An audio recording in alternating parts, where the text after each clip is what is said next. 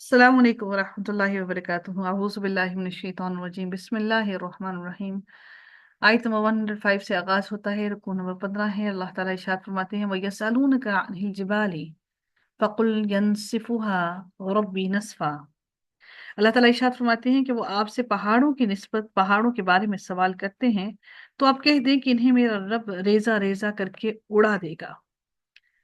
अब ये बात उनको समझने में बड़ी मुश्किल और दिक्कत महसूस हुई कि ये कैसे मुमकिन है कि पहाड़ जो इतनी ज्यादा सख्ती से जमीन के ऊपर जमे खड़े हैं, ये कैसे रेजा रेजा हो सकते हैं। अल्लाह ताला फरमाते हैं, "ए नबी, वो आपसे सवाल करते हैं इन पहाड़ों के बारे में कि आप जब उनको बार बार डराते हैं कि ये पहाड़ अल्लाह ताला उठा लेगा, तो वो आपसे सवाल करते हैं कि क्या ऐसे बड़े बड़े पहाड़ इकट्ठे उठा लिए जाएंगे। तो नबी कम सल्लल्लाहु अलैहि वसल्लम को अल्लाह ताला ने फरमाया कि अल्लाह उनसे कह दो कि जो पहाड़ हैं अल्लाह ताला इनको रेजा रेजा करके उठा लेगा, उड़ा देगा। और ऐसे जैसे बिल्कुल डस्ट होती है ये सारे के सारे पहाड़। सोचिए कि अल्लाह ताला ने रेजा रेजा करने का हुक्म दिया, रेजा रेजा इतना भारी कि जो आपके पास जो बजरी होती है ना, कि जो ये बजरी जो होती है ये आपकी रेजे नहीं है, ये पत्थर हैं। ठीक है।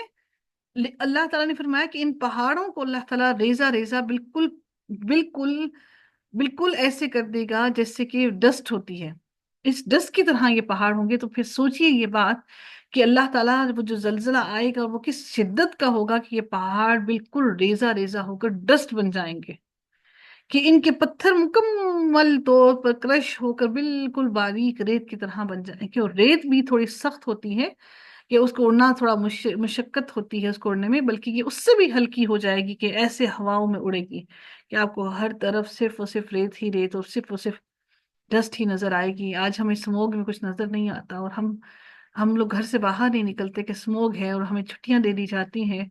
तो उस मंजर को सोचिए कि वो मंजर किस कदर सख्ती वाला होगा, और हम फिर वहां पर उड़ कहीं जा भी नहीं सकेंगे। आंधी तूफान और ये पहाड़ जब रेजा रेजा हो जाएंगे तो फिर क्या समा होगा। फिर अल्लाह ताला फरमाते हैं फयज़रुहा यज़रुहा क़ाअन सफ सफा।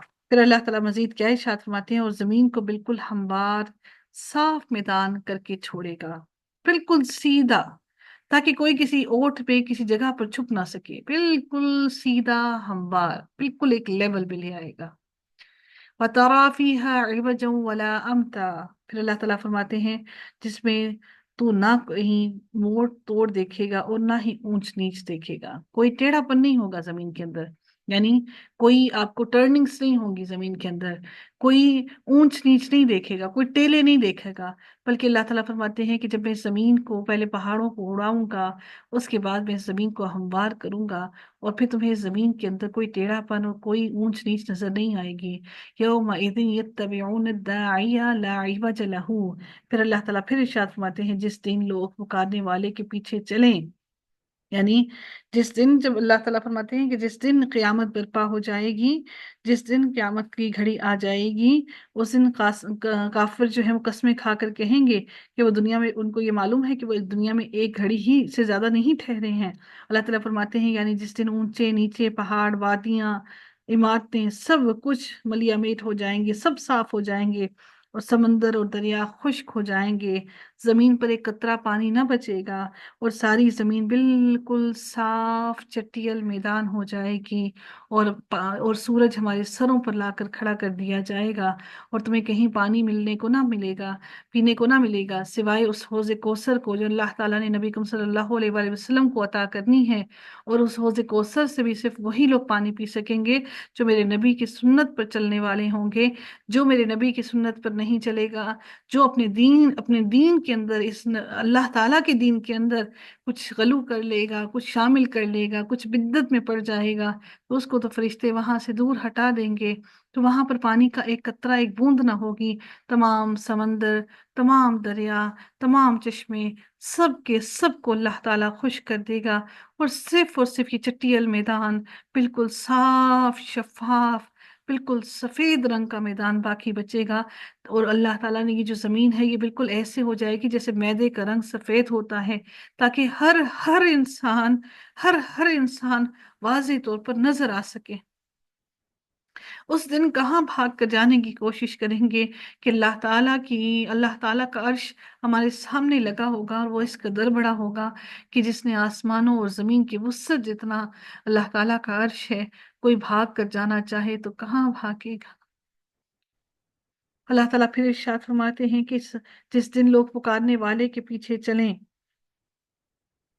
फिर आवाज आएगी जब सफेद चट्टियल मैदान हो जाएगा, तो फिर आवाज आएगी जिसके पीछे सारे लोग लग जाएंगे, यानी जिस तरफ वो दाई बुलाएगा उसी तरफ चल पड़ेंगे। एक एक ओसान खता हो जाएंगे, तो जिस तरफ यत्तबिऊना दाइया, जिस तरफ दाई बुलाएगा तो उस तरफ सब दौड़ पड़ेंगे, चल पड़ेंगे। और वह खशातिल अस्वातु लिर्रहमानी फला तस्माउ इल्ला हमसा। और फिर अल्लाह ताला इरशाद फरमाते हैं, और अल्लाह रहमान के सामने तमाम की तमाम आवाजें पस्त हो जाएंगी, हल्की हो जाएंगी, दब जाएंगी। फला तस्माउ इल्ला हमसा, और सिवाय खुसर फुसर के तुझे कुछ भी सुनाई ना देगा। खुसर फुसर क्या होगी, इतनी हल्की आवाज में कि आप अल्लाह ताला के सामने अपनी आवाज को बुलंद नहीं कर पाएंगे। बिल्कुल सन्नाटा होगा। और वो आवाज भी कैसी आएगी, आवाज ऐसी होगी जैसे कदमों की आहट हो, बिल्कुल कुछ इस किस्म की आवाज सुनाई देगी। वला तस्माऊ इल्ला हमसा, वो दहशत इस कदर होगी कि किसी की जुबान से कोई लफ्ज अदा ना होगा। फिर अल्लाह ताला मजीद इरशाद फरमाते हैं, यौमा इदिन ला तनफउ शफाअतु इल्ला मन अज़िना लहु अर्रहमान व रदिया लहु कौला। फिर अल्लाह ताला इरशाद फरमाते हैं, उस दिन सिफारिश कुछ काम ना आएगी मगर जिसे रहमान हुक्म दे और उसकी बात को पसंद फरमाए।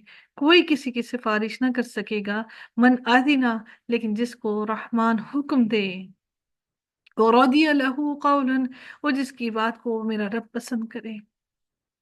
इसके अलावा किसी की सिफारिश को कबूल नहीं किया जाएगा, किसी की सिफारिश काम नहीं आएगी, चाहे वो नबी हो, चाहे वो अहले तौहीद हो, चाहे वो सॉलिहीन हो, चाहे वो शुहदा हो।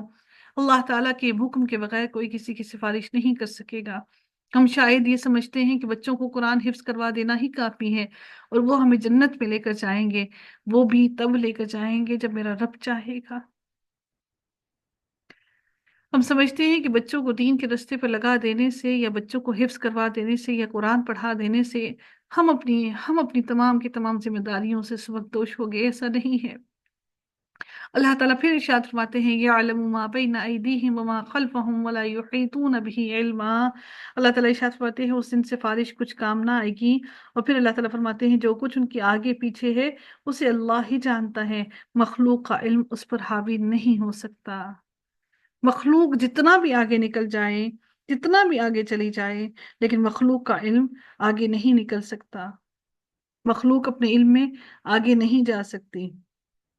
हमने पहले देखा शिफात के बारे में अल्लाह ताला ने फरमाया, और फिर इसके बारे में अल्लाह ताला फिर ये फरमाते हैं कि अल्लाह के सिवा किसी भी चीज़ का पूरा इल्म नहीं है। हम थोड़ा सा इल्म सोच के समझते हैं, हासिल करके समझते हैं कि हमने बहुत इल्म हासिल कर लिया, अब हमें मजीद इल्म की ज़रूरत नहीं है। तो सारा का सारा इल्म तो मेरे रब के पास है। अल्लाह ताला बेहतर जानता है कि कौन कितना बड़ा मुजरिम है और कौन किस चीज़ का मुस्तहिक है। अल्लाह बेहतर जानता है कि किसकी सिफारिश को कबूल किया जाएगा। वो बेहतर जानता है कि कौन जन्नत का मुस्तहिक है और किसको दोज़ख में डाला जाएगा। रब्बे कायनात से दुआ है कि अल्लाह ताला हम पर भी अपना रहम फरमाए, हम सबको जन्नतुल फिरदौस में आला मकाम अता फरमाए। रब्बे कायनात से दुआ है कि हमारे आबा व अजदाद, हमारे वालिदैन और हमारे जितने भी अजीज़ व क़ारिब और जितने भी मुस्लिमीन और मुस्लिमात जितने भी दुनिया से गुजर गए, अल्लाह ताला उन पर भी अपना रहम फरमाए। फिर रब्बे कायनात मजीद इरशाद फरमाते हैं, वअनतिल वुजूहु लिल हय्यिल क़य्यूम। अल्लाह ताला फरमाते हैं कि तुम्हारे चेहरे उस जिंदा और कायम और दाइम, उस कायम और दाइम अल्लाह ताला के सामने कमाल आजिज़ी से झुक जाएंगे। वअनतिल वुजूहु लिल हय्यिल क़य्यूम, कमाल आजिज़ी से झुके हुए होंगे। यकीनन वो बर्बाद हुआ जिसने जुल्म लाद लिया। वक़द खाबा, वो बर्बाद हो गया। मन हमला जुल्मन, जिसने अपने ऊपर जुल्म को लाद कर ले आया। جو اپنے اوپر اپنی پیٹھوں پر گناہوں کو لاد کر لے آیا وہ برباد ہو گیا۔ وَمَن يَعْمَلْ مِنَ الصَّالِحَاتِ وَهُوَ مُؤْمِنٌ فَلَا يَخَافُ ظُلْمًا وَلَا حَظْمًا۔ پھر اللہ تعالیٰ ارشاد فرماتے ہیں وہ جو نیک اعمال کرے اور ایمان والا بھی ہو تو نہ اسے بے انصافی کا کوئی ڈر ہوگا، نہ اس کو حق تلفی کا کوئی خوف ہوگا۔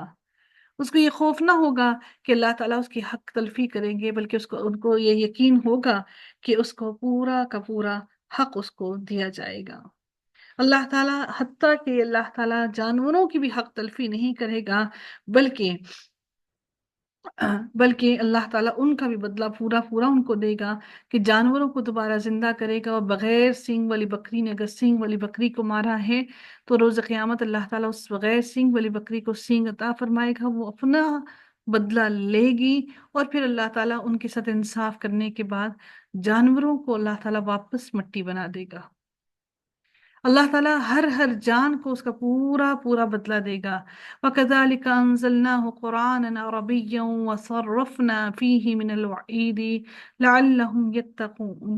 اور پھر اللہ تعالیٰ فرماتے ہیں کہ اسی طرح ہم نے تجھ پر عربی قرآن نازل فرمایا ہے، اور طرح طرح سے اس میں ڈر کا بیان کیا ہے، من الوعیدی لعلہم یتقون، اور طرح طرح سے ہم نے اس کو پھیر پھیر کر اس کے اندر تمہیں ڈرانے کے لیے بہت سی باتیں بھیجی ہیں تاکہ تم تقوی اختیار کرو۔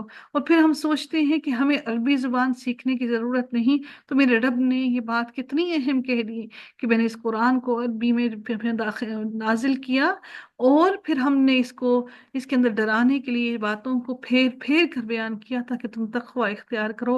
او یحدث لہم ذکرا، پھر اللہ تعالیٰ پھر ارشاد فرماتے ہیں کہ یا ان کے دل میں سوچ سمجھ تو پیدا ہو جائے، یا ان کے دلوں میں کوئی ایسی بات تو آ جائے کہ اللہ تعالیٰ کا ذکر کی طرف، نصیحت کی طرف وہ آ جائیں اور اطاعت کرنے لگیں، پرہیزگار بن جائیں، اللہ کا قرب حاصل کر لیں۔ فتعالی فتعالی اللہ الملك الحق ولا تعجل بالقرآن من قبل ان يقضى إليك وحيه وقل رب زدنی علما۔ پھر رب کائنات ارشاد فرماتے ہیں پس عالی شان ہے اللہ، عالی شان والا سچا اور حقیقی بادشاہ۔ وَلَا تعجل بالقرآن، اللہ تعالیٰ پھر ارشاد فرماتے ہیں تو قرآن پڑھنے میں جلدی نہ کر، تو قرآن پڑھنے میں جلدی نہ کر۔